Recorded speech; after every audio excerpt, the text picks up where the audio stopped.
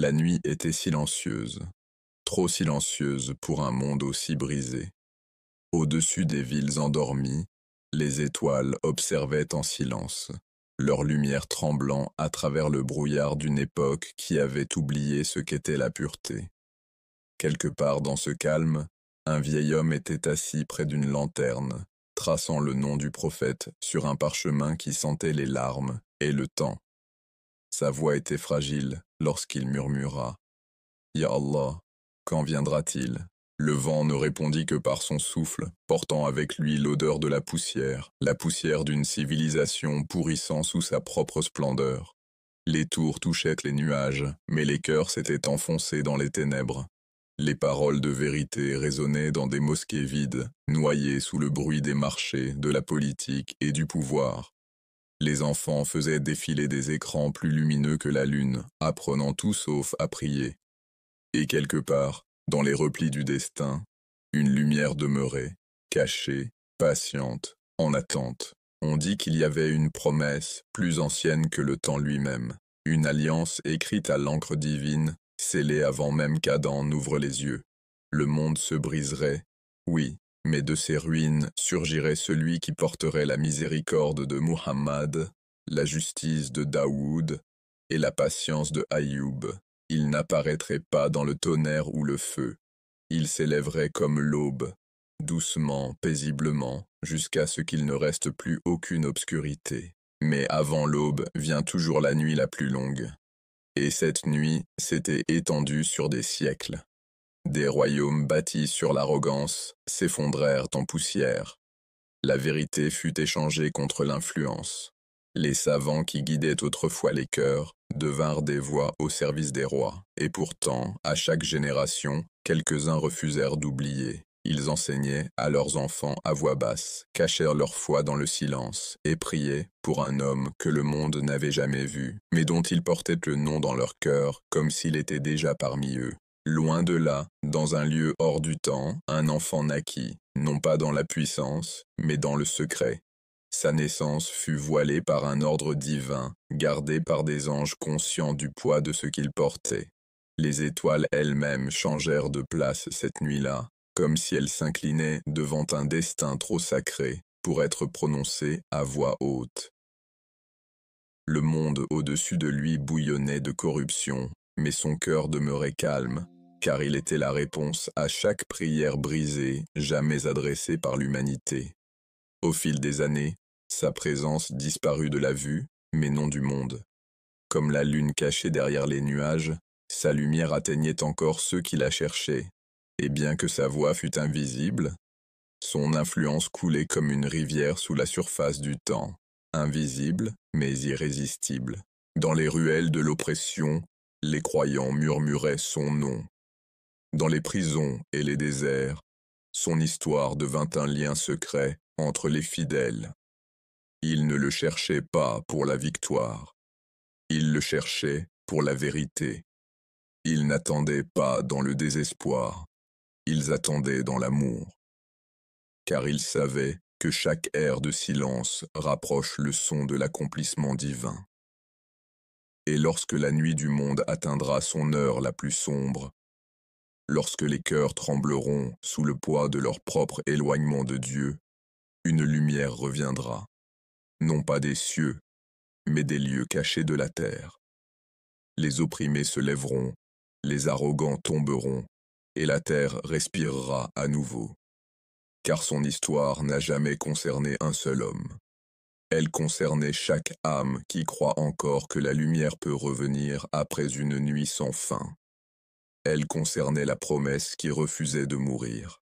Et quelque part, même maintenant, sous le bruit de cette ère moderne, un enfant autrefois caché dans l'ombre se prépare à s'élever, non pas pour conquérir des nations, mais pour guérir les cœurs qui ont oublié comment battre pour Allah. C'était une époque où la foi marchait prudemment, comme une flamme tremblante dans le vent.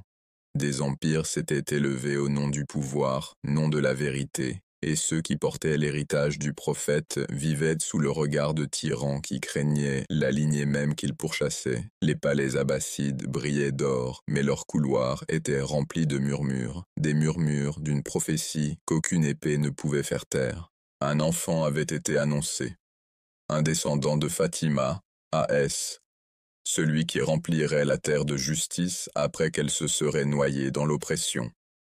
Sa venue avait été évoquée dans des réunions secrètes et préservée dans le cœur des fidèles depuis des générations. Et c'est pour cela que les tyrans tremblaient, car ils savaient que leur règne, fondé sur la peur et la tromperie, ne survivrait pas à cet enfant. Alors ils commencèrent à surveiller, non pas les armées, ni les généraux, mais les ventres des femmes issues de la lignée du prophète.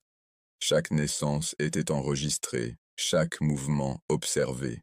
La maison de l'imam Hassan al-Askari, A.S., devint une prison sous surveillance. Aucun visiteur n'entrait sans être interrogé, aucun serviteur ne parlait sans être suivi. Il pensait pouvoir contrôler le destin en gardant sa porte, mais le destin était déjà passé. Une nuit voilée de silence divin, alors même que les étoiles semblaient incliner leur lumière, le monde se tourna en secret vers une maison à Samara. À l'intérieur, une femme nommée Nargis reposait dans la douce immobilité qui précède l'aube. Elle était calme, d'un calme surnaturel, car elle savait quelque chose que même les anges murmuraient avec admiration. Les signes lui avaient été montrés bien avant cette heure, des rêves de prophètes, des visions de lumière, et des voix qui disaient « Tu portes en toi le dernier espoir de ce monde ». L'imam Hassan al-Askari, A.S., s'approcha d'elle, son visage serein bien que son cœur portât le poids des siècles. Autour d'eux, les murs semblaient vibrer d'une présence invisible. Il posa sa main sur elle et récita des versets qui emplirent l'air de paix. Et puis, sans douleur, sans peur, sans cri, la lumière arriva. Ce n'était pas une naissance de la terre, c'était une descente de miséricorde. Au moment où il ouvrit les yeux, le monde le ressentit. Les anges entourèrent la maison, leurs ailes se repliant avec révérence. Un parfum de musc emplit l'air. L'enfant regarda son père, non comme un nourrisson cherchant la chaleur, mais comme une âme qui savait déjà. L'imam Hassan al-Askari, A.S., sourit, les larmes scintillant dans ses yeux.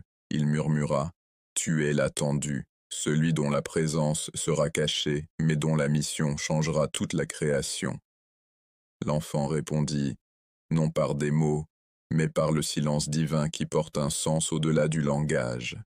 Ses lèvres bougèrent dans le souvenir d'Allah.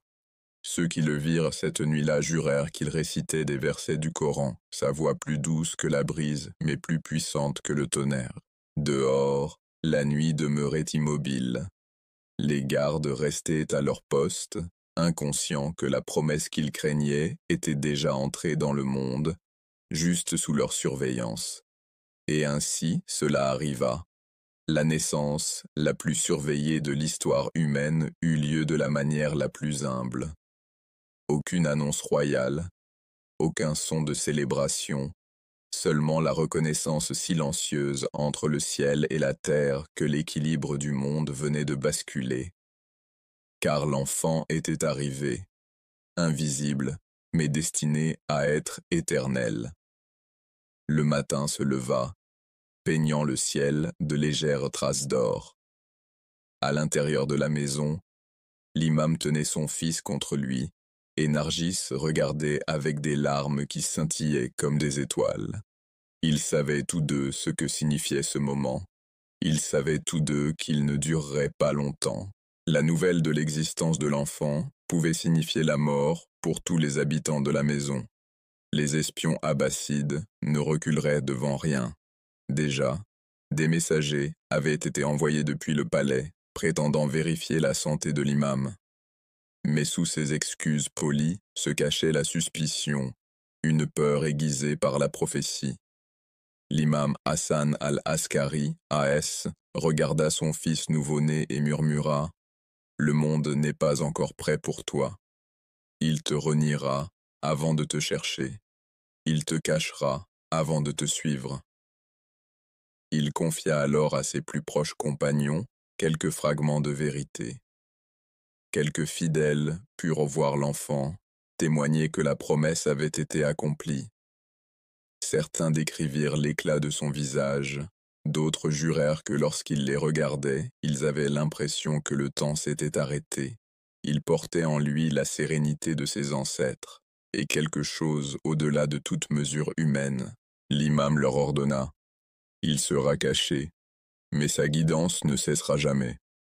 Quand vous perdrez sa trace, suivez les signes de vos cœurs. Il est la preuve d'Allah sur la terre. Les jours passèrent. Le monde extérieur demeurait ignorant. Puis vint le jour où la maison fut fouillée. Des soldats firent irruption, exigeant de voir chaque femme, chaque enfant. Ils ne trouvèrent rien. Allah avait dissimulé sa lumière à leurs yeux. Les mêmes soldats qui le traquaient passèrent devant la pièce où la présence de l'enfant demeurait, mais ils ne virent que le vide. Ce fut le premier miracle de sa dissimulation. À partir de ce moment, l'ère cachée commença. L'enfant fut protégé, invisible, porté entre les mondes, non disparu, mais voilé. L'imam Hassan al-Askari, A.S., quitta bientôt cette vie, laissant derrière lui un silence si lourd que même les oppresseurs en ressentirent le poids. Mais pour les fidèles, ce n'était pas le silence, c'était une attente sacrée, car ils savaient que l'enfant vivait. Celui dont la venue avait été promise dans toutes les Écritures, dont l'existence était la miséricorde qui survivrait à la cruauté des hommes. Il murmurait son nom dans l'obscurité, priant pour sa sécurité, priant pour son retour. Des siècles passeraient, des empires s'élèveraient et tomberaient. Pourtant, son histoire demeurerait intacte, protégée par la volonté même qui l'avait fait naître. Les tyrans qui le cherchaient autrefois ont disparu depuis longtemps, leur nom oublié, mais son nom tremble encore sur les lèvres des croyants. Il naquit invisible, élevé dans le silence, caché par ordre divin. Mais sa lumière ne quitta jamais la terre, car cette nuit-là, lorsque le ciel en fut témoin, le monde changea à jamais. Le monde n'a pas vu sa naissance, pourtant le ciel en fut témoin. Le monde croyait qu'il avait disparu.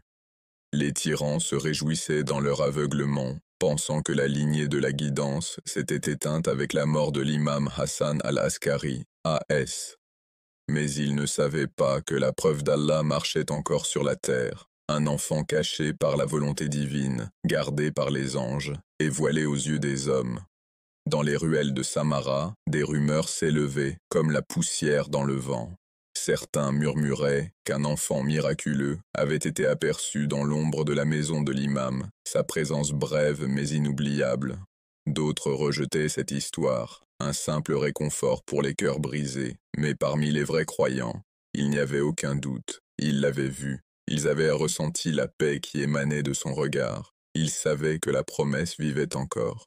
La maison qui résonnait autrefois de la voix de l'imam Hassan al-Askari, A.S., était désormais sous une surveillance étroite. Des gardes l'entouraient jour et nuit. Chaque visiteur était interrogé, chaque serviteur suivi. Les dirigeants abbassides étaient désespérés, car ils avaient entendu les paroles du prophète, que le Mahdi surgirait de cette lignée même, qu'il mettrait fin à l'oppression et établirait la justice sur la terre. Mais aussi minutieusement qu'ils cherchaient, ils ne trouvèrent que le silence. À l'intérieur, l'enfant du silence grandissait sous la protection divine. Sa mère, Narjis, vivait dans une prière constante, son cœur suspendu entre l'émerveillement et la douleur. Elle l'observait dans un calme émerveillé, la façon dont ses lèvres bougeaient dans le rappel d'Allah, comment ses yeux semblaient en voir au-delà des murs qui les confinaient. Il y avait des moments où l'air autour de lui scintillait, comme si des êtres invisibles se tenaient en sa présence. Elle savait qu'il n'était jamais vraiment seul. Il parlait peu, mais chaque mot portait un poids. Un jour, elle lui demanda doucement « Mon fils, te verront-ils un jour ?»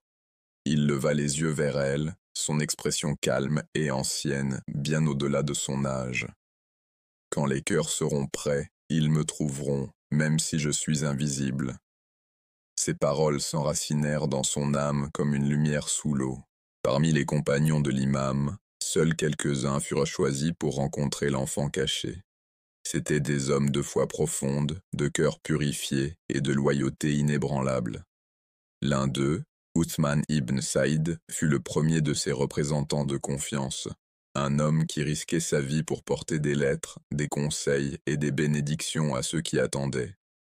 Chaque fois qu'il revenait, son visage portait la force tranquille de celui qui s'était tenu en présence de la vérité divine.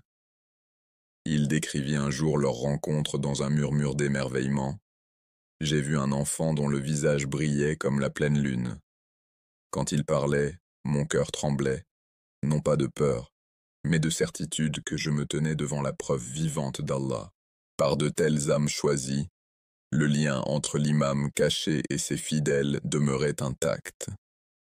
Les messages circulaient par des canaux secrets, déguisés dans les routes commerciales, cachés dans les déplacements des croyants. Chaque ligne portait une sagesse, leur rappelant de rester fermes, patients, constants, à une époque où le doute et la confusion cherchaient à dévorer la vérité. Dehors, les tyrans poursuivaient leurs recherches vaines. Les palais regorgeaient d'espions et de rapports de prétendues apparitions. Pourtant, nul ne pouvait l'atteindre. Certains disaient qu'il avait fui la ville, d'autres qu'il était mort. Mais les croyants savaient mieux. Ils savaient que sa dissimulation n'était pas une perte, c'était un bouclier. Car Allah lui-même avait caché sa preuve de la corruption du monde, tout comme il avait protégé Moussa, A.S. dans le fleuve et Isa, A.S. de la croix. Chaque prophète, chaque élu avait connu le moment du retrait, ce moment où la vérité doit se retirer pour se préparer à revenir. Ainsi commença l'ère cachée, non comme une absence, mais comme une transformation divine. Ceux qui croyaient commencèrent à vivre autrement. Leurs prières s'approfondirent, leur patience grandit. Ils comprirent que la foi ne dépendait plus de la vision, mais de la confiance. Dans le silence, entre la nuit et l'aube, ils murmuraient son nom dans leurs supplications, ressentant une paix qu'ils ne pouvaient expliquer. Ils ne pouvaient le voir, mais leurs cœurs étaient guidés. Ils ne pouvaient le toucher, mais leur vie était soutenue par sa présence invisible. C'était comme si un courant invisible de miséricorde traversait le monde, reliant ceux qui se souvenaient encore à celui dont ils se souvenaient. Et dans ce silence, l'enfant grandissait. Il observait le monde derrière le voile de la protection divine. Il voyait la souffrance de son peuple, leurs larmes dans la prière, leur courage face à la persécution. Bien qu'il ne puisse le voir, il était avec eux, portant leur douleur, leurs désirs, leur foi. Car l'imam de l'époque n'est jamais vraiment absent. Même caché, sa lumière continue de toucher chaque cœur croyant qui refuse de perdre espoir. Les croyants ne savaient pas où ils marchaient ni comment ils vivaient, mais ils savaient ceci.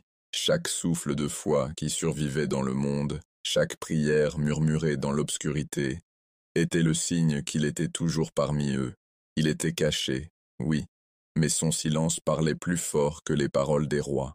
Et sous la quiétude de cette époque, une vérité silencieuse commença à fleurir dans le cœur des croyants. Une vérité qui survivrait à tous les empires. La preuve d'Allah ne disparaît jamais. Elle se retire seulement jusqu'à ce que le monde soit prêt à voir à nouveau. Les années passèrent, mais le silence ne se brisa pas. Les rues de Samara changèrent. Les dirigeants allaient et venaient, mais la lumière invisible du monde demeurait cachée, attendant, observant, guidant à travers des fils que seuls les fidèles pouvaient ressentir. L'Empire abbasside, inquiet dans sa peur, tenta d'effacer la mémoire de l'enfant promis. Ils perquisitionnèrent des maisons, interrogèrent des familles, emprisonnèrent quiconque osait murmurer le nom du Mahdi. Mais la vérité, aussi profondément enfouie soit-elle, ne peut être réduite au silence. Parmi les chiites, le système de connexion secrète, Al-Soufara, devint leur ligne de vie. Le premier des délégués, Uthman ibn Saïd, portait des lettres écrites de la main même de l'imam, remplies de sagesse divine, d'ordre et de réconfort. Ces mots étaient rares, mais ils embrasaient des générations entières. Une lettre disait « Nous connaissons vos souffrances, rien de tout cela ne nous échappe. Soyez patients, car la terre appartient à Allah, et il en fera hériter qui il veut. » Pour les croyants, ces mots étaient plus que de l'espoir. Ils étaient de l'oxygène. Dans chaque foyer où régnait l'oppression, ces quelques phrases brûlaient comme une flamme cachée. Les mères enseignaient à leurs fils à faire confiance à l'invisible. Les savants préservaient chaque mot de guidance. Et les pauvres portèrent son nom sur leurs lèvres comme leur seul trésor. Le monde d'en haut se moquait d'eux. Les tyrans les traitaient d'illuminés, de suiveurs d'un fantôme. Mais dans les cœurs silencieux de ceux qui priaient encore, il y avait une présence, subtile, tendre, indéniable. Ils ressentaient ses soins dans les moments de désespoir, son intercession dans leurs épreuves mortelles, sa miséricorde dans les temps où le monde ne leur en offrait aucune. Ils comprirent alors ce que signifiait pour l'imam d'être caché mais non absent. La nuit, lorsque les fidèles se rassemblaient dans des pièces secrètes éclairées par des lampes vacillantes, ils ne parlaient pas de rébellion, mais de purification. Ils se rappelaient que la dissimulation de l'imam n'était pas un châtiment, c'était une préparation. Le monde n'avait pas encore appris ce qu'était vraiment la justice. Alors, ils se purifièrent. Ils commencèrent à livrer de plus petites guerres, des guerres contre l'arrogance, le désir, le désespoir. Ils devinrent la génération de la force silencieuse, forgée dans l'obscurité afin que, lorsque l'aube viendrait, ils puissent la reconnaître. Parfois, au cours de ces longues nuits, l'un des élus revenait les mains tremblantes, tenant une lettre scellée de cire. Les croyants se taisaient pendant qu'elle était lue à voix haute. Les mots de l'imam, bien qu'invisibles, emplissaient l'air de chaleur. Même si je suis caché à vos yeux, mes prières sont avec vous. Les cœurs qui se souviennent de nous ne sont pas oubliés devant Allah. Continuez sur votre chemin. La fin est proche, mais seuls ceux qui purifieront leur cœur en seront témoins. Chaque message leur rappelait, ce n'était pas un abandon. C'était une confiance. L'imam faisait confiance à ses fidèles pour devenir forts sans le voir, pour marcher sur le chemin le plus difficile de la foi, celui sans preuve visible. Mais même parmi les fidèles, l'épreuve fut grande. Certains commencèrent à vaciller. Les années devinrent des décennies. Les jeunes vieillissaient en attendant. Certains murmuraient, peut-être ne reviendra-t-il jamais. Pourtant, ceux qui restaient fermes répondaient, il n'est jamais parti. Et parfois, dans le calme de la nuit, des miracles leur rappelaient qu'il était plus proche qu'ils ne le pensaient. Un voyageur perdu dans le désert retrouvait soudain sa route après avoir rencontré un aimable étranger disparu sans laisser de traces.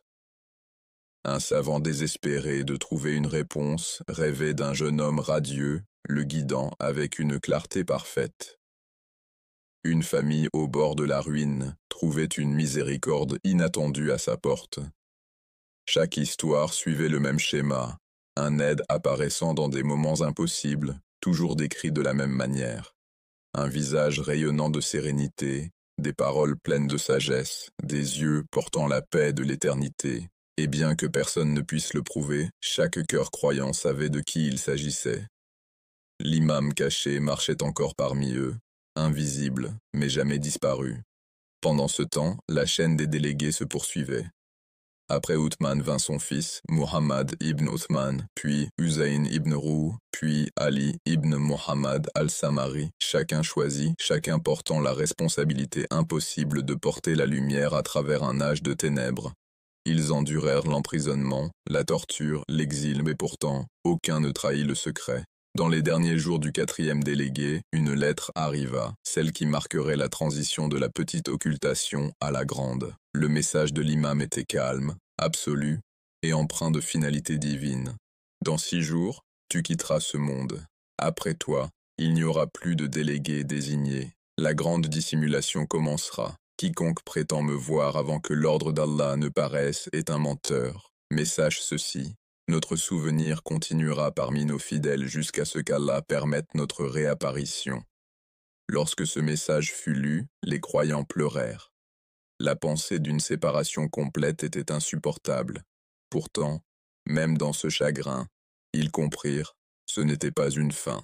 C'était la profonde respiration avant l'aube. L'imam continuerait à guider, à protéger, à soutenir. Seulement, désormais, l'épreuve serait plus grande. Le monde devrait marcher uniquement par la foi. Les délégués moururent un à un. Mais le courant de la guidance ne cessa jamais. Les croyants s'adaptèrent, trouvant leur imam à travers le Coran, à travers la prière, à travers le murmure qui résonnait dans leur cœur lorsqu'ils se souvenaient de lui. Et dans le silence de cette nouvelle ère, une vérité puissante émergea. La connexion divine n'est pas liée à la vue, ni limitée par le temps. Le monde d'en haut continua dans son arrogance, inconscient que son destin tournait encore autour d'un axe invisible, un imam vivant dont le souffle atteignait toujours les fidèles, dont le regard se posait encore sur la terre depuis au-delà du voile. Et pour ceux qui croyaient vraiment, sa dissimulation devint leur purification. Car attendre son retour ne signifiait pas rester inactif, cela signifiait devenir comme lui. Leur patience devint leur adoration, leur attente devint leur force, et leur silence devint l'écho du sien. Il était l'enfant du silence, caché aux yeux des hommes, mais présent dans le rythme du cœur de chaque croyant. Et tandis que les siècles s'étiraient, son histoire demeura vivante, non pas dans les livres d'histoire, mais dans le pouls de la foi qui refusait de mourir. Il était l'espoir invisible qui maintenait l'Oumma en vie à travers l'oppression et le désespoir. Il était la réponse en attente au-delà du temps. Il était la promesse qui observe encore le monde, attendant le jour où il se souviendra de ce qu'il a perdu. Il était caché, mais jamais absent. Sa présence coulait à travers ceux qui croyaient. Cela commença par le silence. Un silence si total que même les cœurs les plus fidèles tremblaient sous son poids. La dernière lettre de l'imam avait été lue à haute voix, celle qui marquait la fin de la petite occultation. Son dernier représentant, Ali ibn Muhammad al-Samari, avait quitté ce monde, comme cela avait été prédit. Les derniers mots de la lettre résonnaient comme un décret divin. Après toi, il n'y aura plus de représentants désignés, jusqu'à ce qu'Allah permette la réapparition. Et, avec ces mots, la ligne visible de la connexion disparut. Les croyants restèrent debout au bord d'un monde invisible, seuls, semblait-il, dans une tempête de doute et de nostalgie. Pendant des générations, les lettres de l'imam avaient été leur ligne de vie, ses représentants leur pont. Ils avaient goûté à la douceur de sa guidance, vu ses miracles, ressenti sa miséricorde. Désormais, ce canal avait disparu. La nuit semblait plus longue, le monde plus froid.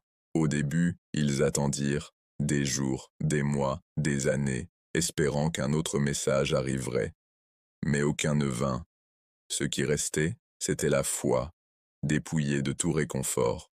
Dans les marchés de Kufa et de Bagdad, des murmures commencèrent à se répandre. « S'il vit, où est-il » demandaient les sceptiques. « S'il guide, pourquoi ne l'entendons-nous pas » Les dirigeants abbassides, flairant l'occasion, se moquèrent des croyants. Ils proclamèrent que le 12e imam n'était qu'un mythe, un conte pour les désespérés, une légende née de la perte. Leurs érudits tenaient des débats dans les cours royales, tordant la logique pour prouver son absence, pour se moquer des cœurs qui continuaient d'attendre. Mais parmi les fidèles, le silence n'était pas un vide, c'était une épreuve. Un voile divin posé sur les yeux de l'humanité pour séparer la sincérité de l'habitude. Le Coran avait averti de telles épreuves. Les gens pensent-ils qu'ils seront laissés à dire « Nous croyons » sans qu'ils soient éprouvés 29.2.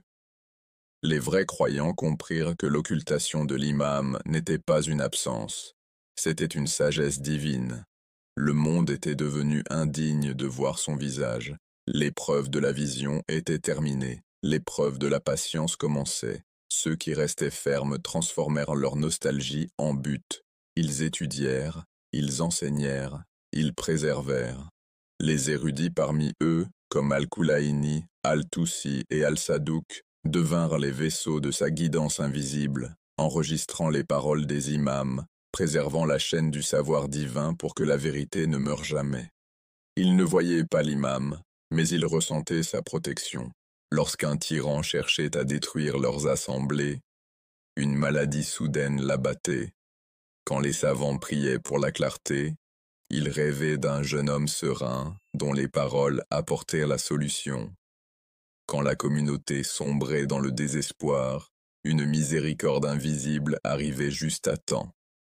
À travers chaque acte caché, l'imam murmurait « Je suis toujours là ». Pourtant, à mesure que les siècles passaient, l'épreuve devenait plus dure. La foi commença à vaciller dans les générations qui n'avaient jamais ressenti la chaleur de son époque. Le doute s'insinua comme une brume dans le cœur des jeunes. Pourquoi ne revient-il pas? Demandait-il. S'il est le sauveur, qu'est-ce qui le retient? Et la réponse, bien que douloureuse, était claire.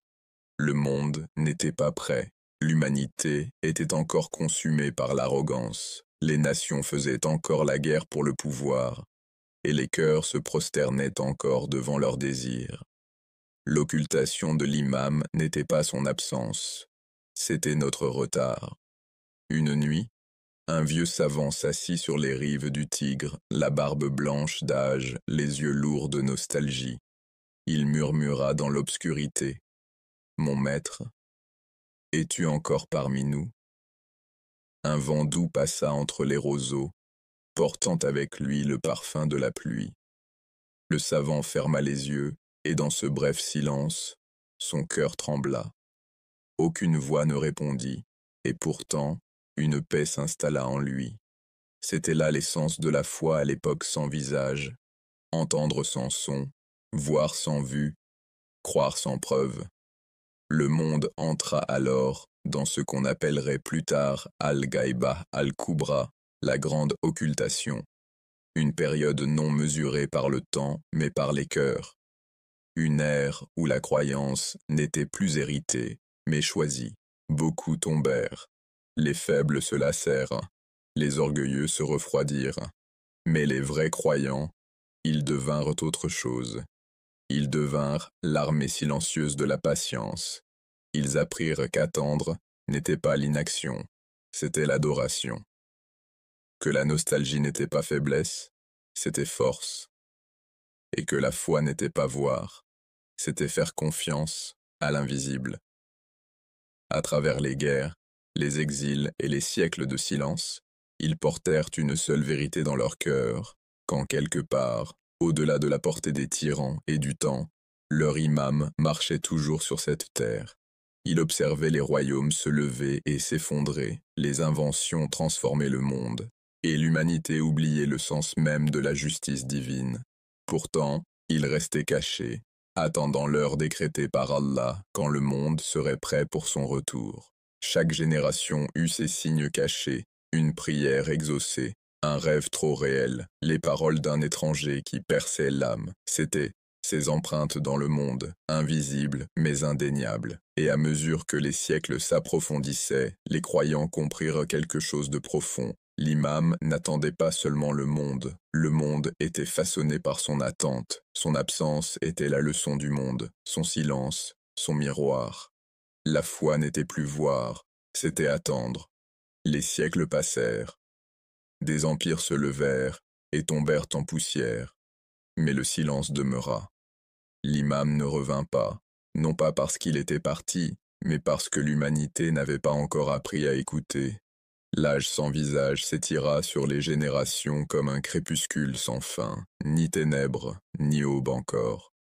C'était un temps où la foi ne vivait plus dans les voix ou les visions, mais dans l'endurance tranquille de l'âme. Les enfants vieillissaient en entendant leur père murmurer la même prière.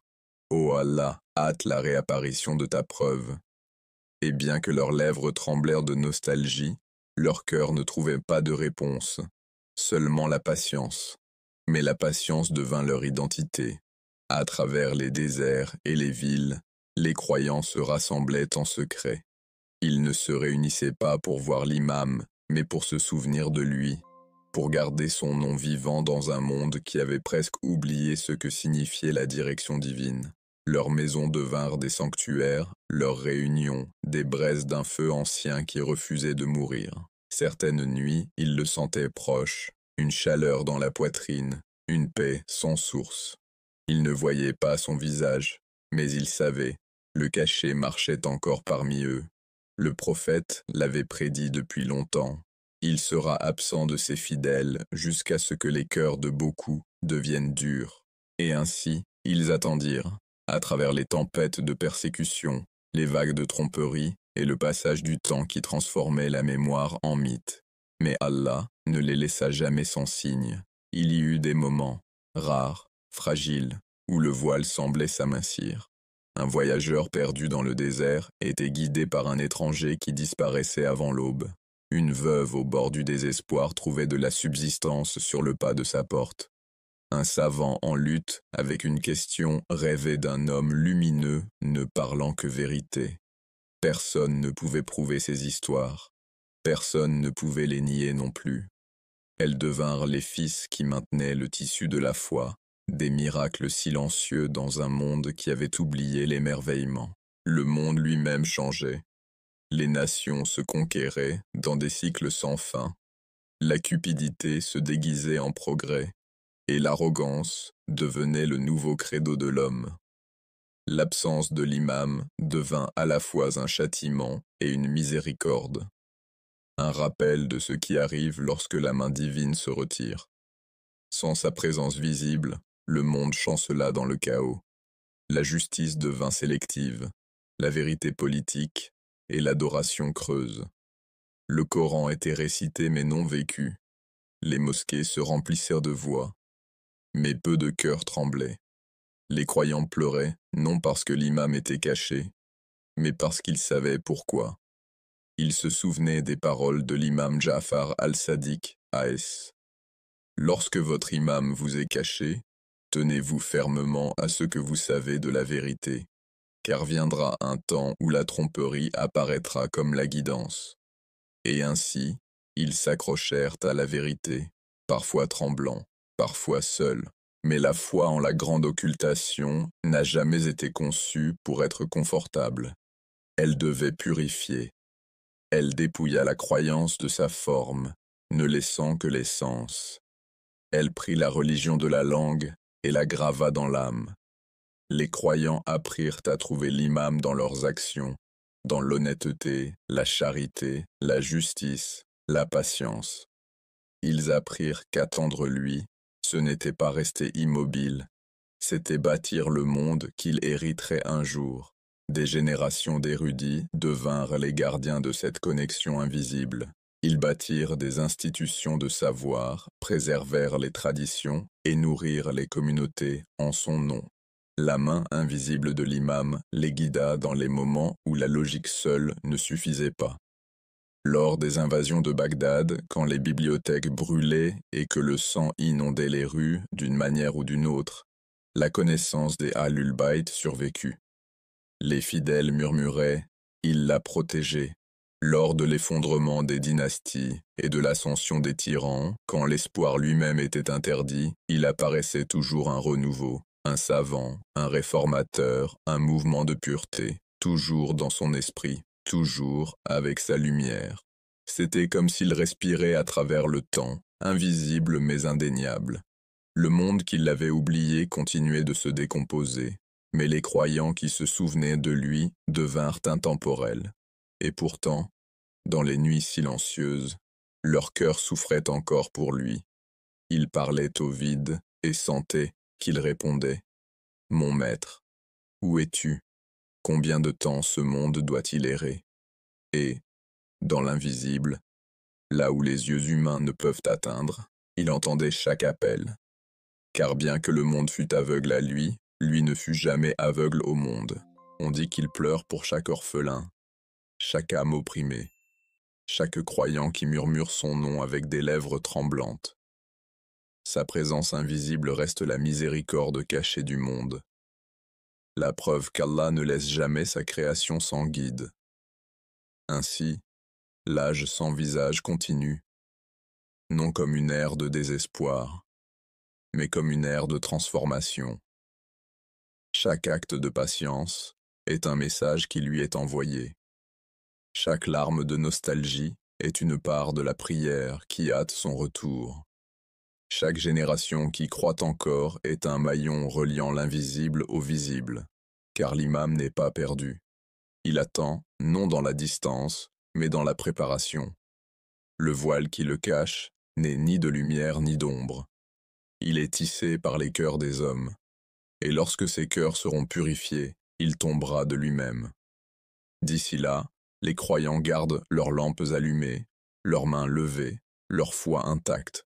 Ils savent qu'un jour viendra, soudain, aveuglant, éternel, où le silence prendra fin et où l'invisible apparaîtra à la vue. Et lorsque ce moment arrivera, l'âge sans visage refermera son dernier chapitre. La foi n'était plus voir, c'était attendre. Il arrive un moment où la terre gémit sous le poids de sa propre corruption, où chaque pas que l'homme fait résonne d'arrogance, et chaque promesse qu'il prononce est écrite dans la tromperie, où l'air devient lourd, non pas de fumée ou de feu, mais du silence de la vérité, enfoui sous des couches de bruit, d'avidité et de mensonge. Ce moment, c'est maintenant. Le monde, autrefois vibrant de foi et de compassion, est devenu creux. Le sacré est devenu spectacle. Le divin, un mythe lointain. L'humanité marche sans repos en cercle, construisant des tours plus hautes et des cœurs plus bas. Le même soleil se lève chaque jour, mais sa chaleur semble étrange, comme si la lumière elle-même ne reconnaissait plus ce sur quoi elle brille. Ainsi commence l'ère des signes, le frémissement silencieux avant la tempête. Le prophète a dit un jour, « Avant l'heure, il y aura des années de tromperie. En elles, le menteur sera cru, et le véridique sera traité de menteur. » Ces paroles, autrefois avertissements d'un âge lointain, résonnent aujourd'hui comme des échos du présent. La vérité ne rassemble plus, elle divise. La justice ne libère plus, elle menace. La foi n'élève plus, elle est moquée. Et à travers ce chaos, quelque chose d'ancien s'éveille. Tout commence par les cœurs, des cœurs qui ne pleurent plus. Quand le péché devient ordinaire et la vertu démodée, quand l'oppression devient loi et le silence devient sagesse, c'est alors que la terre elle-même commence à réagir. Les inondations balayent les villes non pas seulement comme châtiment, mais comme purification. Les tempêtes s'élèvent des océans comme si les éléments eux-mêmes se rebellaient contre l'arrogance humaine. Le Coran l'avait déjà annoncé. La corruption est apparue sur la terre et sur la mer à cause de ce que les mains des hommes ont accompli, afin qu'Allah leur fasse goûter une partie de ce qu'ils ont fait, peut-être reviendront-ils. Sourate Ar-Rum 30, 41. Mais l'homme ne revient pas, il reconstruit, il remplace, il répète. Partout dans le monde, des dirigeants se lèvent promettant le salut. Pourtant chacun bâtit des murs plus hauts, des prisons plus profondes et des cœurs plus froids. Les nations parlent de paix tout en nourrissant la machine de la guerre. La connaissance se multiplie, mais la sagesse disparaît. La richesse croît, mais l'humanité meurt de faim. L'injustice devient le pouls de la civilisation. Les pauvres pleurent sans être vus, les innocents meurent sans nom. Les enfants héritent d'une planète qui ne se souvient plus de son but. Même les saisons de la terre semblent confuses. Les déserts inondent, les glaciers brûlent, et le temps paraît fracturé, comme si la création elle-même attendait que quelque chose se réaligne. Les signes ne sont pas aléatoires, c'est la terre qui se prépare à témoigner. Hadith après hadith décrit ce délitement. De faux messies, des dirigeants sans pitié, des gens adorant la richesse comme si elle était divine. Le prophète a dit, « L'heure ne viendra pas avant que les gens ne rivalisent dans la construction de hautes tours. » Et maintenant, la ligne d'horizon de chaque grande ville s'élève comme une défiance contre le ciel, l'acier, le verre et l'orgueil griffant les nuages. Les faibles sont oubliés, les riches sont divinisés. Le monde adore son propre reflet. Mais au milieu de cette corruption, quelque chose d'autre commence à s'éveiller, non pas dans les palais, mais dans les cœurs qui se souviennent encore de la lumière. À chaque génération, il y a ceux qui regardent les ruines et murmurent « Il arrive ». Leur espoir devient rébellion, leur patience devient bouclier. On se moque d'eux pour croire en ce qui ne se voit pas encore, mais ils savent. L'invisible a toujours été le lieu où la vérité commence. Puis, viennent les signes plus profonds, ceux qui transpercent non seulement les nations, mais les âmes. La perte d'empathie, la montée de la trahison jusque dans les familles, l'abandon de la prière, la vente de la conscience contre le confort. Chaque fracture morale n'est pas un chaos, c'est une préparation. Car avant l'aube de la justice divine, l'humanité doit contempler toute l'obscurité qu'elle a elle-même engendrée. Et à mesure que cette obscurité s'étend, les prophéties commencent à se dérouler, non pas seulement dans les déserts d'Arabie, mais à travers le monde entier. Des guerres éclatent sans raison. Le sang devient moins cher que le pétrole, et le monde semble plus petit, mais plus froid, comme si la distance ne séparait plus les corps, mais les cœurs. À l'est, une voix appelle à la révolution. À l'ouest, les systèmes s'effondrent sous leur propre tromperie. Entre les deux, l'humanité dérive, désespérée, divisée, désillusionnée. Pourtant, au milieu de tout cela, il existe un étrange rythme, un schéma caché sous le bruit. Chaque désastre, chaque chute d'empire, chaque révélation de corruption ressemble à un compte à rebours. La terre tremble non pas de chaos, mais d'attente. Les anciens savants l'avaient parfaitement décrit. Lorsque les signes se multiplieront, les voiles s'aminciront, et les cœurs des croyants ressentiront sa proximité avant que leurs yeux ne le voient. Et en effet, parmi les croyants, une conscience silencieuse commence à se répandre. Les rêves deviennent vifs, les âmes deviennent agitées. Chaque appel à la prière semble plus lourd, comme un rappel, non seulement du devoir, mais du destin. Les croyants commencent à s'éveiller dans le silence. Ils ne courent plus après les miracles, ils les deviennent. Ils commencent à purifier leurs âmes, à réformer leurs familles et à résister aux marées de la tromperie. Ils savent qu'avant que le monde puisse voir l'imam, il doit d'abord le mériter. Ainsi, la scène est prête. Les faux dirigeants deviennent plus bruyants, les opprimés deviennent plus courageux. La frontière entre la lumière et les ténèbres devient claire, non pas entre les nations, mais au sein des cœurs. Car c'est ainsi qu'Allah prépare le monde pour sa preuve, non par le spectacle, mais par des signes qui murmurent à travers chaque acte d'injustice, chaque larme des opprimés, chaque prière qui tremble dans la nuit. Chaque moment de corruption est un rappel que la pureté existe encore. Chaque voie de tromperie est la preuve que la vérité n'a pas disparu. Chaque chute d'un empire est un espace dégagé pour celui qui le reconstruira. La terre ne meurt pas, elle se prépare, se purifie, se fissure et se déplace sous l'ordre divin. Car avant que l'imam ne revienne, le monde doit savoir pourquoi il a besoin de lui. Ainsi, des déserts aux océans, des villes brisées aux cœurs solitaires qui attendent encore en prière, la création commence à murmurer la même vérité, doucement, fébrilement, infiniment. Alors que le monde dérive plus profondément dans sa tempête, les signes commencent à prendre forme, non pas seulement comme des événements, mais comme des révélations. Ce qui n'était autrefois qu'une prophétie murmurée dans les textes sacrés se déploie désormais sous les yeux des hommes. Chaque tragédie, chaque révolution, chaque fracture dans l'équilibre du monde devient un verset rendu visible. Les hadiths parlent d'une époque où les nations se dévoreront les unes les autres comme des convives à un festin. Et maintenant, chaque frontière saigne. Les empires s'élèvent du jour au lendemain et s'effondrent à l'aube. Les rois sont détrônés non par des armées, mais par leur propre tromperie. Les dirigeants parlent de paix avec des langues trempées de trahison. C'est une époque où les mots sont des armes et où la vérité repose enterrée sous eux. La technologie a enchaîné le monde entier, et pourtant les cœurs restent étrangers. Un message peut traverser les océans en quelques secondes, mais la compassion ne peut franchir une pièce.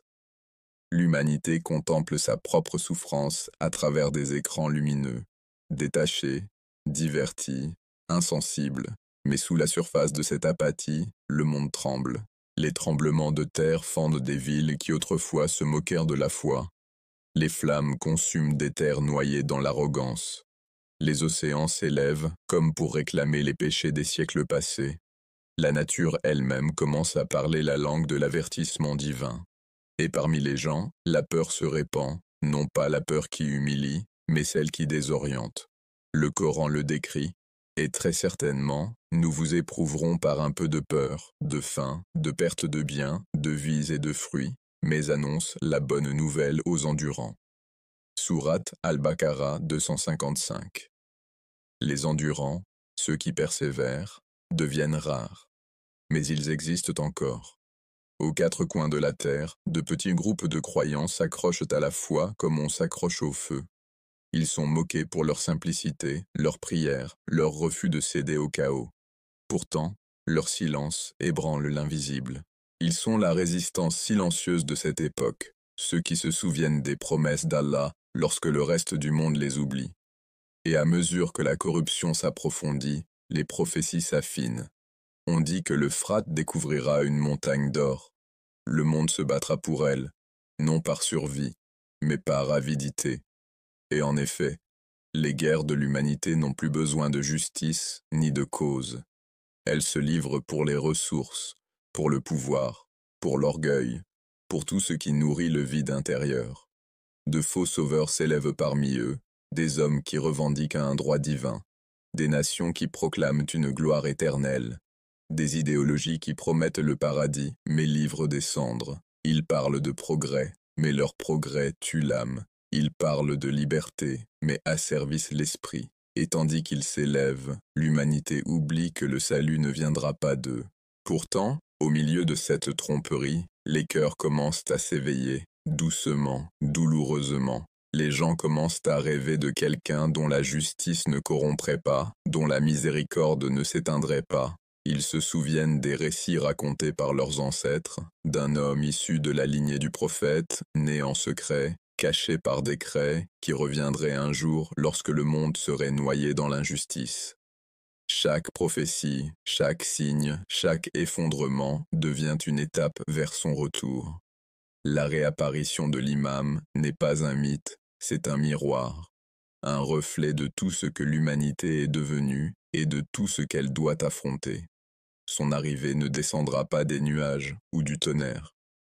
Elle émergera des fissures d'une civilisation mourante, lorsque toutes les illusions auront échoué. Et ceux qui se moquaient de la foi verront la foi renaître, non dans des slogans, mais dans les âmes. Le prophète a décrit que, avant l'apparition du Mahdi, le monde sera rempli de tyrannie. Il a dit: il remplira la terre de justice et d'équité comme elle avait été remplie d'oppression et de tyrannie. Mais avant que la justice puisse être restaurée, l'humanité doit goûter tout le poids de l'injustice. Ce temps est venu. Les gens crient au changement mais craignent le sacrifice. Ils réclament la paix mais refusent la repentance. Ils cherchent un sens en tout, sauf en leur Créateur. La vérité se tient devant eux, mais leur cœur demeure aveugle. Et pourtant, au milieu du brouillard, il reste des signes que la lumière respire encore. Dans les mosquées autrefois vides, les voix recommencent à s'élever avant l'aube. Dans les cœurs des jeunes, des questions s'éveillent, non de rébellion, mais de but. Dans le silence du désespoir, la foi murmure plus fort. Ceux qui avaient perdu tout espoir se mettent à désirer quelque chose de plus grand, quelque chose de pur, quelque chose d'éternel. Ils commencent à comprendre que le salut ne viendra pas des systèmes, des dirigeants ou de la richesse. Il viendra de la soumission, du retour des cœurs à leur origine.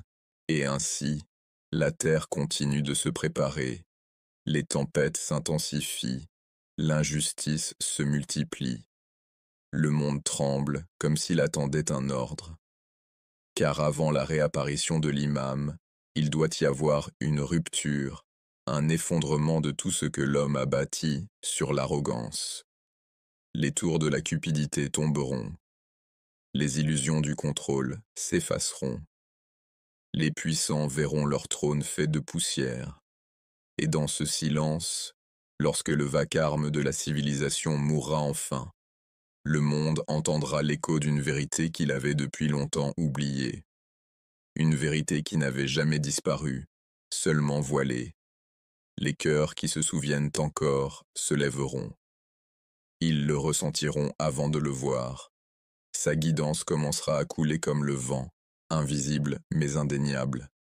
Il ne reviendra pas dans un monde prêt, mais dans un monde désespéré. Car le désespoir est ce qui purifie l'âme.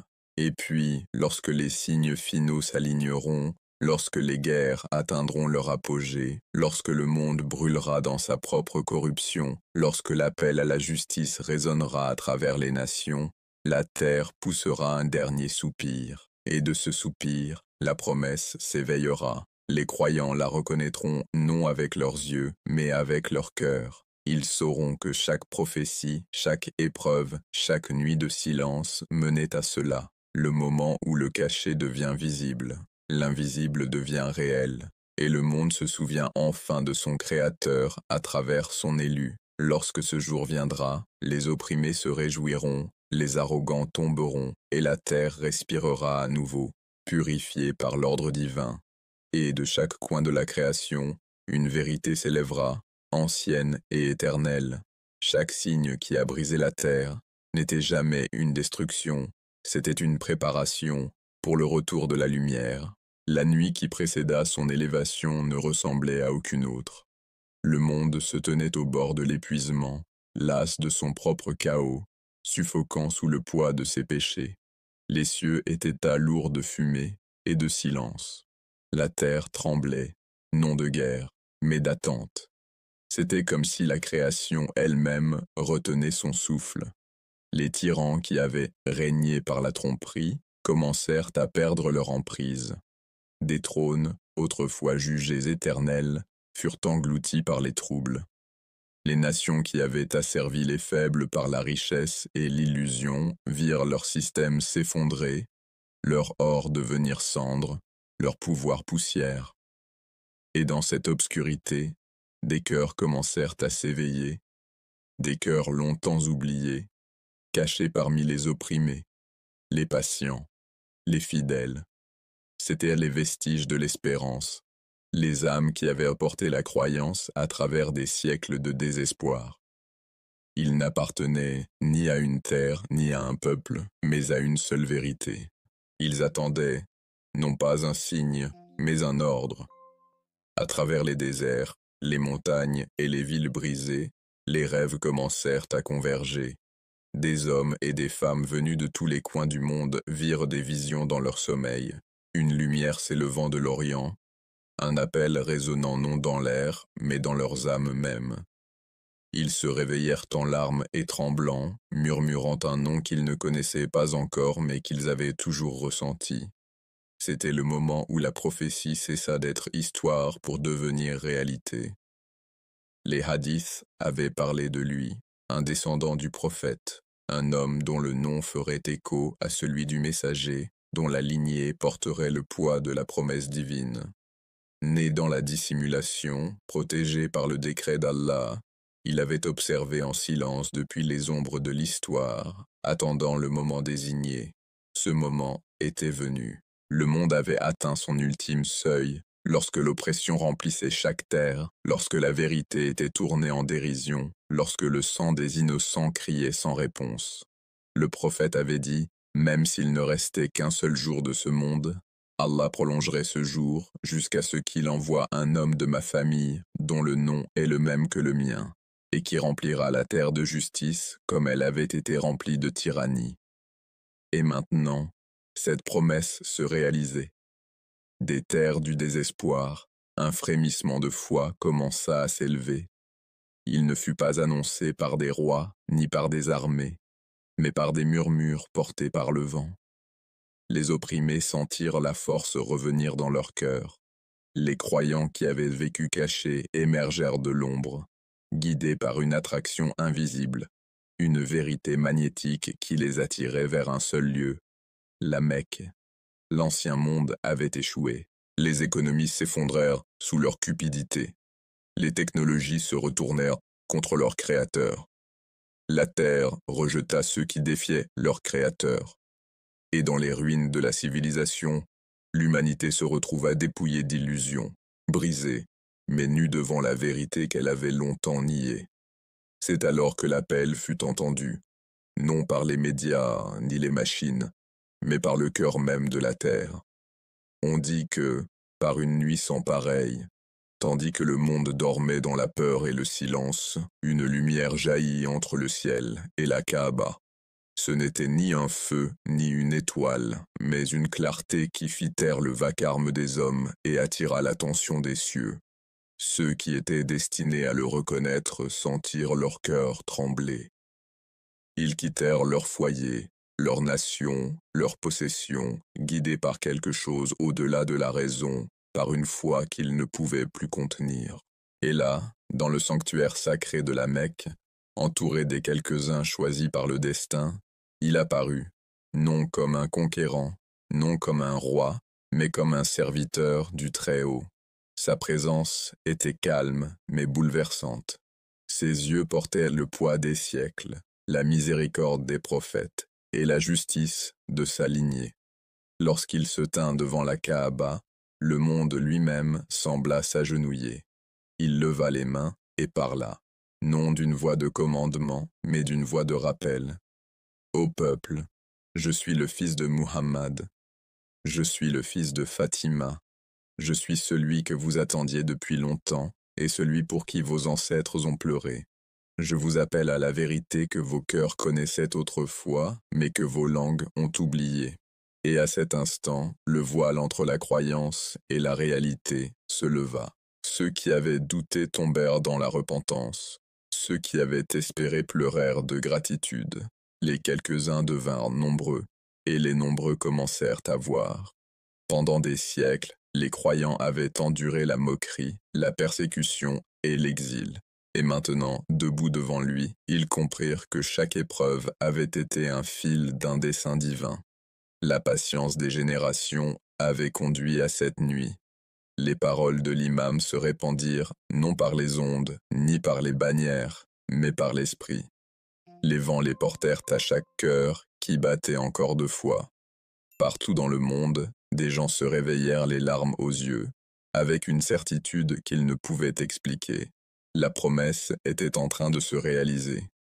Et tandis que les élus se rassemblaient à la Mecque, ils ne le voyaient pas comme un mythe ou une légende. Ils le voyaient comme la continuité de la vérité, le pont entre le visible et l'invisible, l'héritier de chaque prière prophétique. L'élévation du Mahdi ne fut pas une révolution de force, ce fut l'éveil des consciences. Il n'apporta pas d'armes, il apporta le rappel. Il ne convoqua pas des armées, il convoqua les cœurs. Le pouvoir qui suivit ne naquit pas de la peur, mais de l'amour. L'amour de la justice, de la vérité, d'Allah. Et le monde, bien que tremblant encore dans son chaos, commença à ressentir quelque chose qu'il avait oublié depuis longtemps, l'espérance. Une aube approchait. Non la lumière du soleil, mais la lumière du retour. Elle commença dans le silence, mais bientôt, le silence lui-même parlerait. Le rassemblement à Maca grandissait à chaque aube qui passait. Des quatre coins de la terre, les croyants affluaient, certains marchant pieds nus à travers les déserts, d'autres fuyant des villes en flammes, guidés seulement par des rêves qui refusèrent de s'éteindre. Ils ne venaient pas pour le pouvoir, ni pour la gloire, mais pour la vérité, une vérité promise depuis le commencement des temps. Dans le sanctuaire, sous le regard éternel de la Kaaba, un nouveau chapitre du monde s'écrivait. Les compagnons choisis, 313 âmes, se tenaient à ses côtés. Leurs visages portaient les marques d'une vie de lutte, mais leurs yeux reflétaient la paix que seule la certitude peut offrir. C'étaient des hommes et des femmes préparés par le feu et la patience, purifiés par la foi, réunis par un décret divin.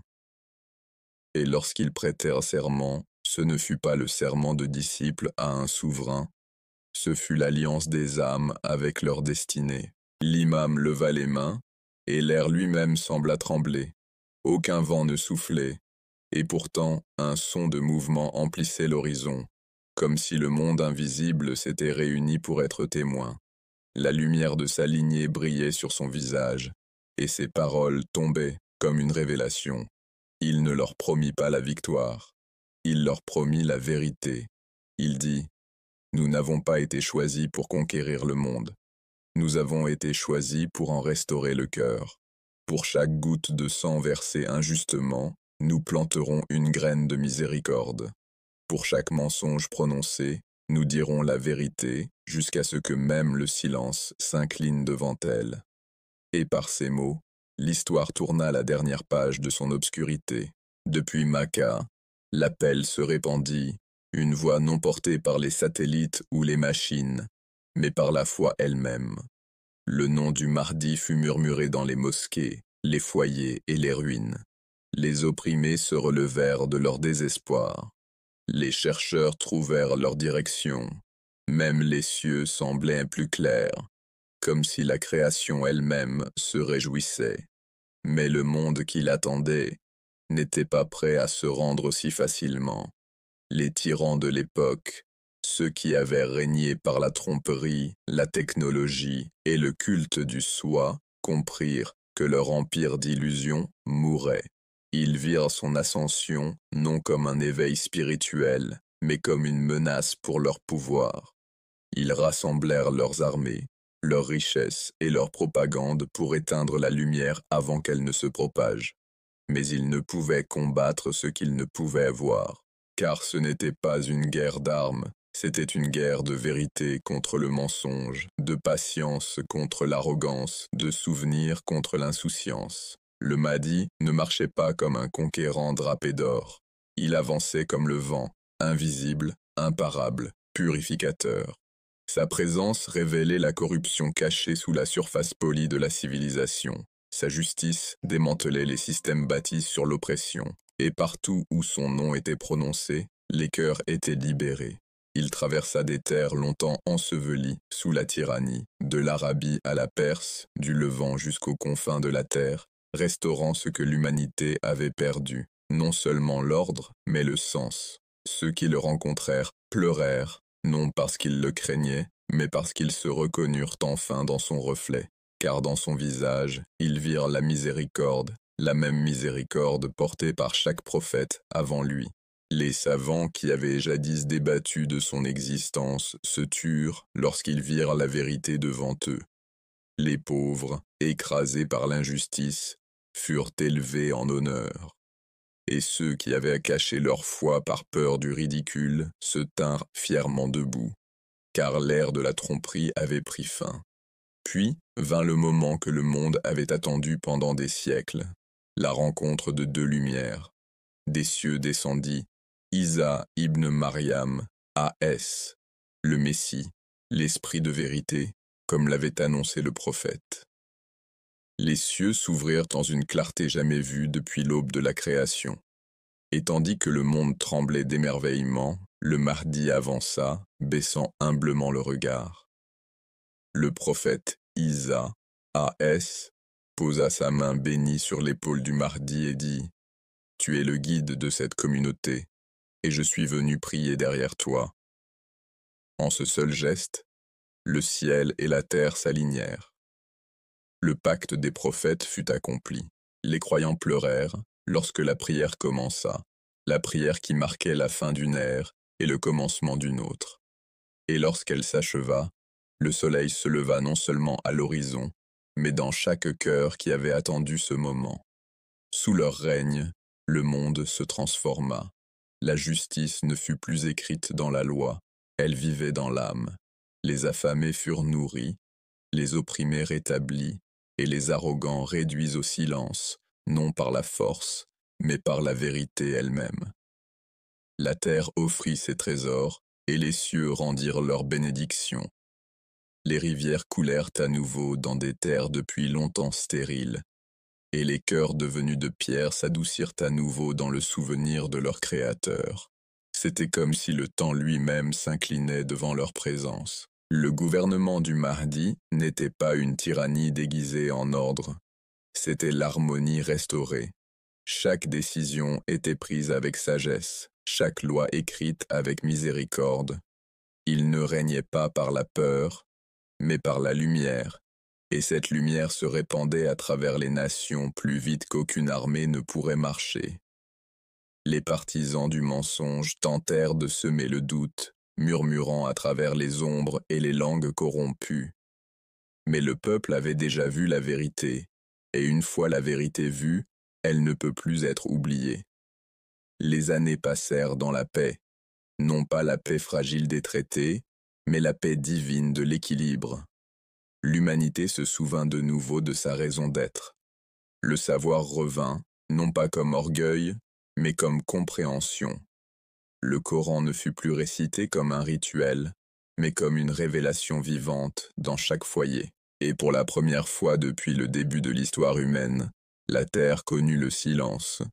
Non pas le silence de la mort, mais celui de la satisfaction. Les enfants grandirent sans peur. Les anciens sourirent sans regret.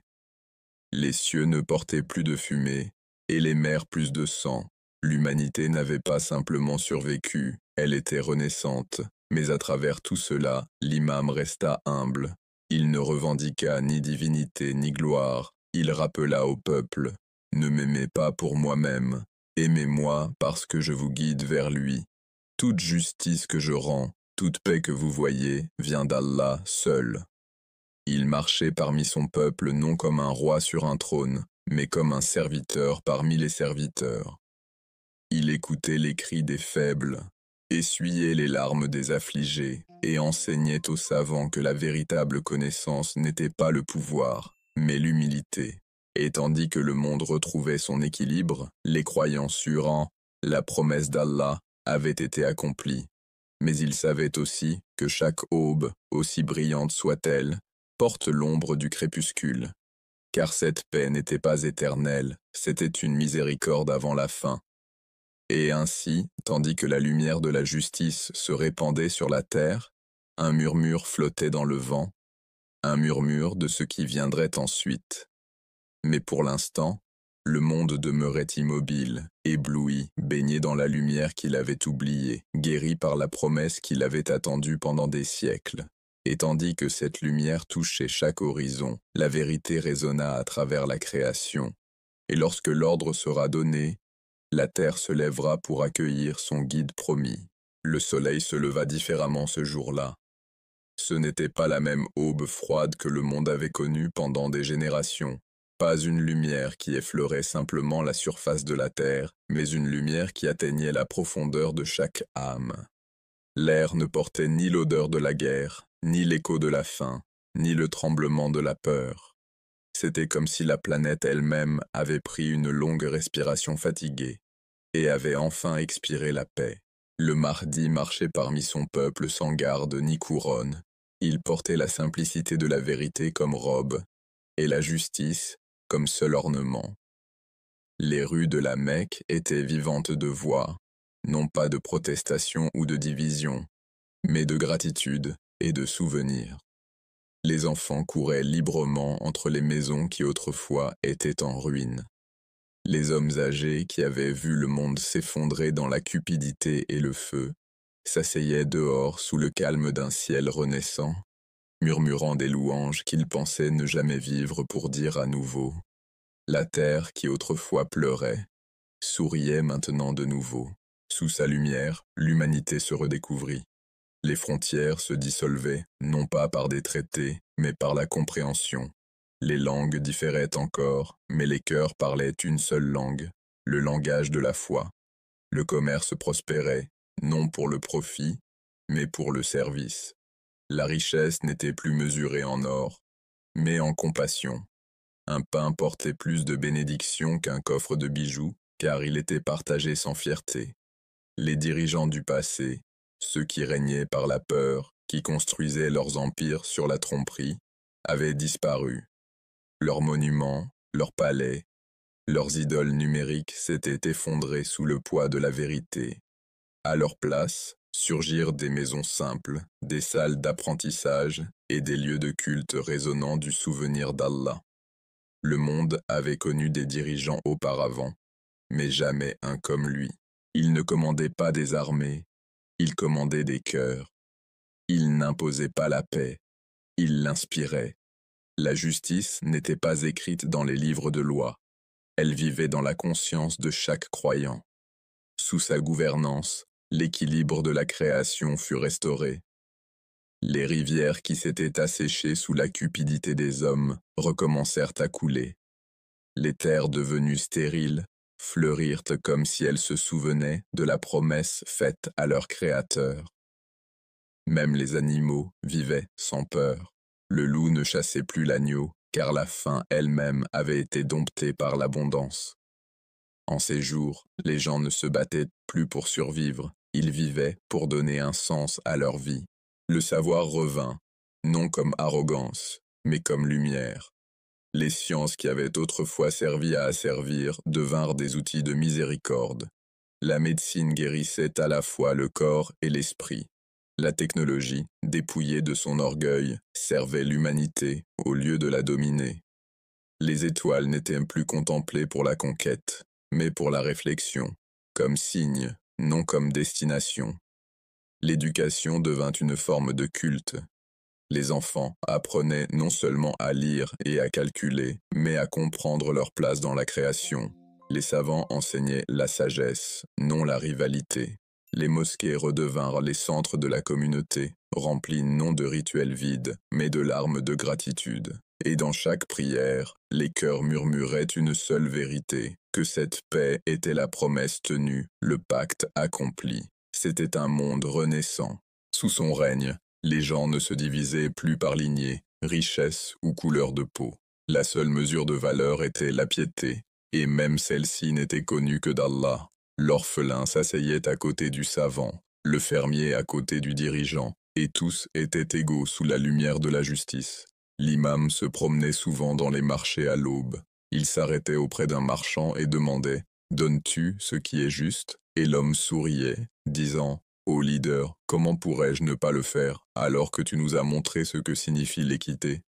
Il visitait les malades, non pas comme un dirigeant montrant la miséricorde, mais comme un frère partageant la douleur. Il s'agenouillait auprès d'un enfant et demandait ses leçons, lui rappelant que le savoir était l'héritage des justes. Lorsque des disputes surgissaient, il n'envoyait pas de juge. Il venait lui-même. Sa présence suffisait à rappeler aux gens ce qu'ils avaient oublié, que la justice n'était pas la punition du mal, mais la restauration du droit. Et lorsqu'il parlait, le silence suivait, non par peur, mais par révérence. Ses paroles portaient le poids de la vérité, et pourtant elles étaient assez douces pour guérir un cœur brisé. Le monde avait changé, mais plus encore, le cœur humain avait changé. Là où autrefois il y avait de l'envie, il y avait du contentement. Là où autrefois il y avait de l'orgueil, il y avait de l'humilité. Les mêmes mains qui avaient construit des armes construisaient maintenant des maisons.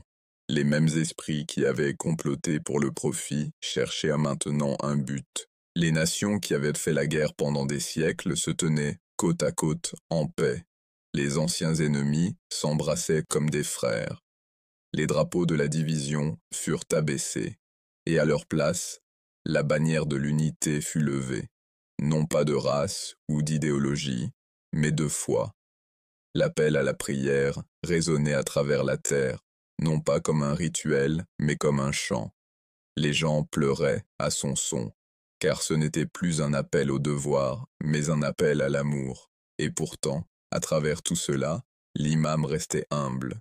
Il rappelait souvent au peuple « Ne pensez pas que cette paix est venue de vos mains. Elle est venue par la volonté de celui qui vous a guidé.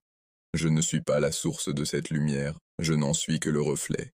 Si vous souhaitez la garder vivante, gardez vos cœurs purs, vos prières sincères et votre confiance intacte. Le peuple écoutait. Il gardait sa foi comme on garde une flamme dans le vent. Les années passèrent comme des jours, et des générations naquirent dans cette nouvelle aube. Elles grandirent en entendant des histoires du monde sombre d'avant, un monde de cupidité, de division et de tromperie. Elles pouvaient à peine croire qu'un tel monde ait jamais existé.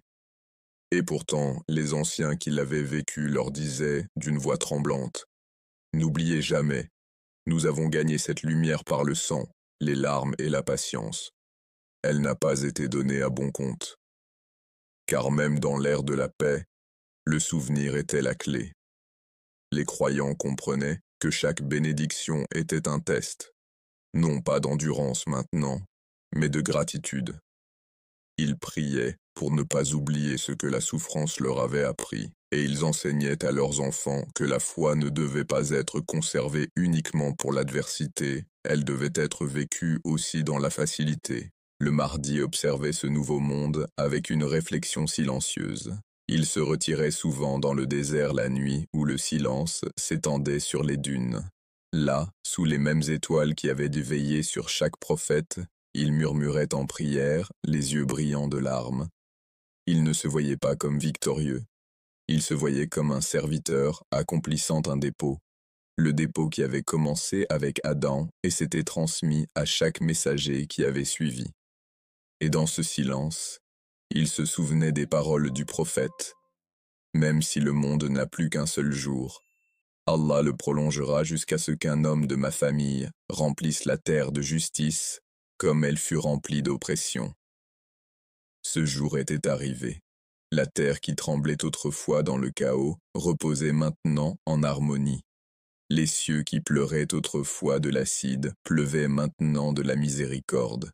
Les océans qui avaient englouti des navires portaient maintenant le commerce, la vie et le chant. L'humanité, autrefois perdue dans les ténèbres, avait retrouvé sa boussole. Et bien que le temps continue de s'écouler, bien que les jours se succèdent aux nuits et que les générations se changent en poussière, le monde avait enfin connu ce que cela signifiait de vivre dans la vérité. Il n'y avait plus de frontières, plus de rois, plus de guerres, seulement une réalité unissant tous, la soumission au Créateur et l'amour pour sa création. C'était le rêve des prophètes réalisé, la prière des saints exaucée, l'espoir des opprimés accompli. Et lorsque le soleil se coucha sur un autre jour de paix, les gens inclinèrent la tête, non par fatigue, mais par admiration, car ils savaient, ils vivaient dans le temps que les justes avaient attendu depuis l'aube de l'humanité. Leurs cœurs murmuraient gratitude, leurs âmes chantaient le souvenir, et leurs yeux contemplaient l'horizon, non pas avec peur, mais avec certitude, car ce n'était pas la fin du temps, c'était le commencement de la vérité. Le monde a toujours attendu quelque chose.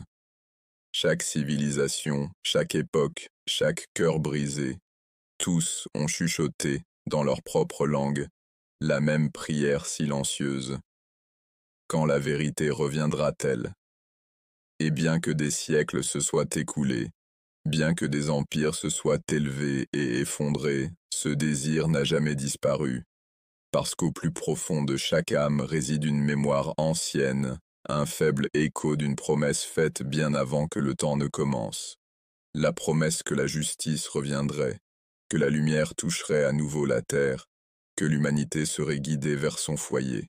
L'histoire de l'imam Mahdi, Alès, n'est pas un conte du passé, c'est le battement de cœur de cette promesse. Elle ne vit pas dans les livres, mais dans le pouls de ceux qui croient encore. Son histoire a commencé dans le secret, s'est déroulée dans le silence, et continue dans l'attente. Une attente qui met à l'épreuve les cœurs, affine la foi et distingue l'illusion de la vérité.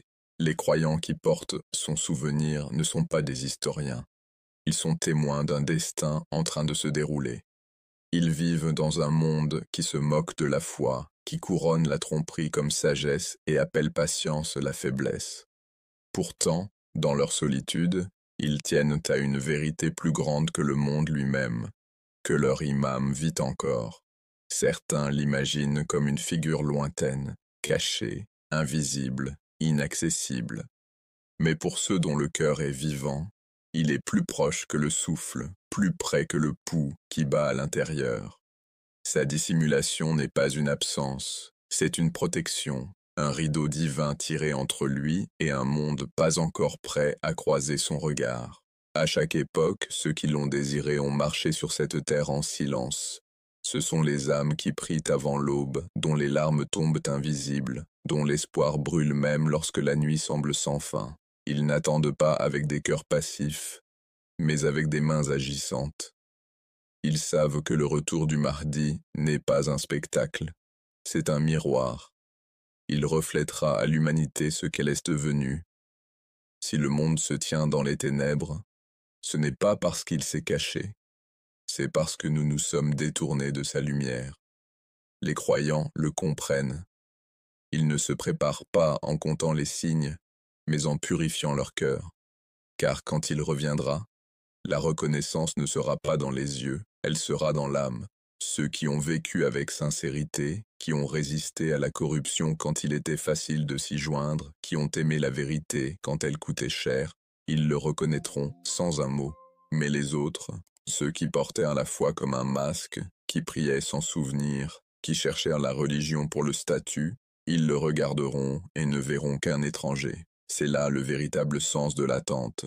Un tisard, ce n'est pas passif, ce n'est pas rester immobile. C'est marcher vers une aube que vous ne pouvez encore voir, en faisant confiance que chaque pas dans l'obscurité est toujours guidé par la lumière. À travers l'histoire, cette attente a façonné le cœur des croyants comme le feu façonne l'or. Ils ont affronté oppression, isolement et ridicule. Pourtant, chaque génération a transmis la torche, un murmure de parents à enfants, de maître à élève, disant « Il est encore vivant, n'oubliez pas ». Même dans les hivers les plus profonds de la foi, ce murmure a gardé le monde vivant. Pour certains, croire en l'invisible est de la folie. Ils disent « Comment peut-on attendre quelqu'un d'invisible si longtemps ?» Mais le croyant sourit et répond « Comment pouvez-vous cesser d'attendre celui dont la présence soutient le monde ?» L'occultation du Mahdi n'est pas un vide, c'est une épreuve d'amour. Elle pose une question à chaque âme. Aimes-tu la vérité, même quand tu ne peux pas la voir? Parce que la croyance n'a jamais été destinée à être facile. Elle était destinée à être pure. Dans cette ère cachée, les disciples de l'imam vivent comme des étoiles derrière les nuages, invisibles mais guidantes. Ils ne brandissent pas de bannière, ni ne revendiquent d'autorité. Ils vivent humblement, en silence, attendant non pas le pouvoir mais la permission de celui qui commande tous les cœurs. Et parfois, dans des moments de solitude, le cœur ressent sa proximité. Cela vient comme une paix inexplicable, une larme sans raison, un souvenir soudain que le monde, malgré son chaos, a encore un sens. C'est sa présence, subtile, miséricordieuse et réelle. Il est l'imam de chaque croyant brisé qui prie encore quand le monde dit que c'est inutile. Il est le gardien de chaque larme versée pour la vérité, de chaque acte de bonté accompli en secret, de chaque injustice supportée avec patience. Car bien qu'il soit invisible, sa mission n'a jamais cessé.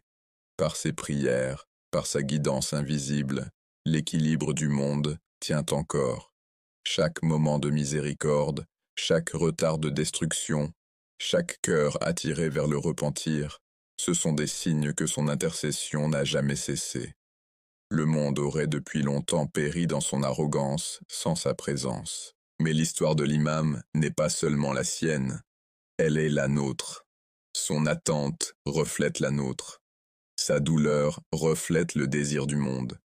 La séparation entre lui et nous n'est pas faite de kilomètres ou de siècles, elle est faite de notre propre négligence. Quand l'humanité oublie Dieu, l'imam reste caché. Mais quand les cœurs reviennent, quand l'appel de la sincérité s'élève à nouveau, sa présence se déploiera comme l'aube. Jusque-là, le monde continue, construisant et détruisant, oubliant et se souvenant, croyant et doutant, sous le regard vigilant de l'invisible. Parfois, dans le silence de la nuit, quand le monde dort et que les fidèles murmurent leurs espoirs, on peut presque le sentir, ce léger frémissement dans l'air, ce sentiment que quelque chose de plus grand regarde, écoute, attend. C'est comme si le temps lui-même retenait son souffle, car chaque prière pour la justice, chaque cri pour la miséricorde, chaque acte de bonté, tous s'élèvent vers un horizon, l'horizon de son retour. Et bien que nous ne puissions le voir, la terre le sent, les cieux le sentent, les âmes des justes le sentent. Car la promesse d'Allah ne faillit jamais, et celui destiné à se lever vit encore, attendant un monde prêt à le recevoir. L'histoire du Mahdi ne s'est pas terminée avec sa dissimulation. Elle est vivante, respirant à travers chaque croyant qui refuse de perdre espoir. Elle vit dans le tremblement de ceux qui résistent à la corruption, dans la patience des mères qui élèvent leurs enfants dans la foi, dans le courage des jeunes qui refusent de troquer leur âme pour l'éclat de ce monde. Ils sont la continuation de sa mission. Ils sont le reflet de sa lumière. Et lorsque l'appel final sera donné, lorsque le temps écrit par la main divine arrivera, ce ne sera pas un miracle soudain, ce sera le déroulement de tout ce que nous étions destinés à devenir. Jusque-là, l'attente continue, non pas dans le désespoir, mais dans la dévotion. Parce que l'attendu vit encore. Il marche sur la terre invisible, son cœur battant au rythme de la miséricorde divine, ses yeux observant un monde qu'il aime encore. Et bien que le monde ait oublié, lui n'a pas oublié. Il se souvient de chaque croyant qu'il invoque. Il porte leurs douleurs, leurs prières, leurs désirs, et dans le silence, il attend. Il attend que le monde s'éveille, il attend que les cœurs se purifient. Il attend le jour où l'humanité ne le cherchera plus dans le désespoir, mais le reconnaîtra dans la dévotion. Le monde l'attend, mais lui attend que nous soyons prêts. Le silence qui entoure son absence n'est pas un vide, c'est une préparation. C'est le calme avant l'aube, la pause sacrée avant que le commandement divin ne résonne à travers la terre. Les cœurs des croyants le ressentent, non comme peur, mais comme un espoir frémissant. Car chaque prophétie, chaque murmure, chaque larme de désir converge vers une vérité inévitable. Son retour est certain. Mais avant que cette aube ne se lève, le monde doit traverser sa dernière nuit. Les cœurs des hommes doivent être éprouvés, non dans la guerre, mais dans la loyauté. La foi doit être dépouillée de l'illusion jusqu'à ce qu'il ne reste que la pureté, comme l'or raffiné par le feu. Et dans cette obscurité, lorsque la tromperie règne et que la vérité est moquée, les croyants seront connus non par leur force, mais par leur patience. Ils marcheront invisibles, priant en silence, portant le souvenir de leur imam comme une lanterne cachée. Chaque acte d'honnêteté, chaque moment de miséricorde, chaque refus de céder à la corruption, tous seront leur allégeance à lui. L'armée du Mahdi n'est pas faite de soldats, elle est faite d'âmes. Des âmes qui s'éveillent dans le calme de l'aube, murmurant « Ô notre Maître, nous t'attendons ». Ils ne seront pas nombreux, mais leur sincérité fera trembler les cieux. Ils n'élèveront pas la voix avec arrogance, mais leur silence résonnera à travers l'éternité. Parce que quand il reviendra, ce ne sera pas par la politique ou le pouvoir, ce sera par la vérité reprenant son trône. Les opprimés se lèveront, non dans la haine, mais dans la justice. Les oubliés seront rappelés, les corrupteurs exposés, et les arrogants réduits au silence. Chaque injustice cachée, chaque prière non dite, chaque acte de bonté invisible émergera, comme si la terre elle-même témoignait. Et lorsque le voile se lèvera, les croyants réaliseront il n'était jamais parti. Il guidait, façonnait, préparait, attendant que l'humanité se relève de son propre sommeil. La réapparition de l'imam Mahdi, A.S., ne sera pas le début d'une nouvelle histoire. Ce sera le dévoilement de l'histoire qui n'a jamais cessé. Le monde s'éveillera pour découvrir que celui qu'il croyait absent marchait à leur côté depuis toujours. à travers chaque époque d'obscurité, à travers chaque tempête d'incrédulité, à travers chaque épreuve de l'âme. Ceux qui ont vécu avec sincérité ressentiront une reconnaissance inexplicable dans leur cœur, comme si un ami perdu depuis longtemps était revenu. Ils n'auront pas besoin de preuves ou de signes, car la foi les avait déjà introduits bien avant que la vue ne puisse le confirmer. Et quand il parlera, ses paroles ne sembleront pas nouvelles, elles sembleront comme un souvenir, comme quelque chose que l'âme a toujours su mais avait oublié, comme la vérité retournant à la maison. Il ne viendra pas pour inventer un nouveau chemin, il viendra pour restaurer celui que l'humanité a abandonné. Sous sa lumière, la justice reviendra, la miséricorde régnera, et la terre respirera après des siècles d'étouffement. Les rivières couleront avec paix, les cieux se dégageront de l'arrogance, et l'humanité se souviendra enfin de ce que cela signifie de vivre sous l'équilibre divin. Mais même alors, sa mission ne sera pas la vengeance, elle sera la guérison. Il rassemblera les cœurs blessés de l'humanité et leur rappellera que la miséricorde d'Allah n'a jamais été perdue, que chaque larme, chaque épreuve, chaque moment de foi, tout a été vu, tout a été compté, tout conduisait à ce moment. Et lorsque les croyants se tiendront devant lui, les larmes aux yeux, le cœur tremblant du poids de l'accomplissement, il ne demandera pas « Pourquoi avez-vous attendu si longtemps ?» Il demandera « Qu'avez-vous fait pendant que vous attendiez ?» Car l'attente n'a jamais été une question de temps, elle a été une question de transformation. Attendre le Mahdi, AS, c'est purifier soi-même, combattre sa propre corruption, vivre comme s'il observait, car il le fait. C'est résister à la décadence de la foi, porter la vérité même lorsque le monde la qualifie d'obsolète, et être une source de lumière dans un temps qui vénère l'obscurité. Voilà ce que signifie l'attendre, pas passivement, mais activement, en devenant digne de son arrivée. Et lorsque ce jour viendra, quand l'invisible deviendra visible et que le monde voilé rencontrera son guide, ceux qui auront préparé leur cœur ne seront pas surpris. Ils s'inclineront seulement en gratitude, murmurant « Nous avons attendu, et tu as accompli ta promesse. » Car la promesse d'Allah ne faillit jamais. Jusque-là, le monde continuera de tourner, son chaos croissant, ses habitants cherchant, ses âmes en quête de sens. Pourtant parmi eux, dans chaque coin de la terre, quelques-uns restent en silence, ceux qui murmurent encore son nom, qui croient encore que la lumière n'est pas éteinte. Ils sont le pouls de l'espoir dans un monde mourant. Car tant qu'un seul croyant crie encore dans la nuit, tant qu'un seul cœur souffre encore pour la justice, tant qu'une seule âme croit encore, le Mahdi vit toujours. Il est le fil incassable qui relie le ciel et la terre. Il est la miséricorde qui retarde la destruction.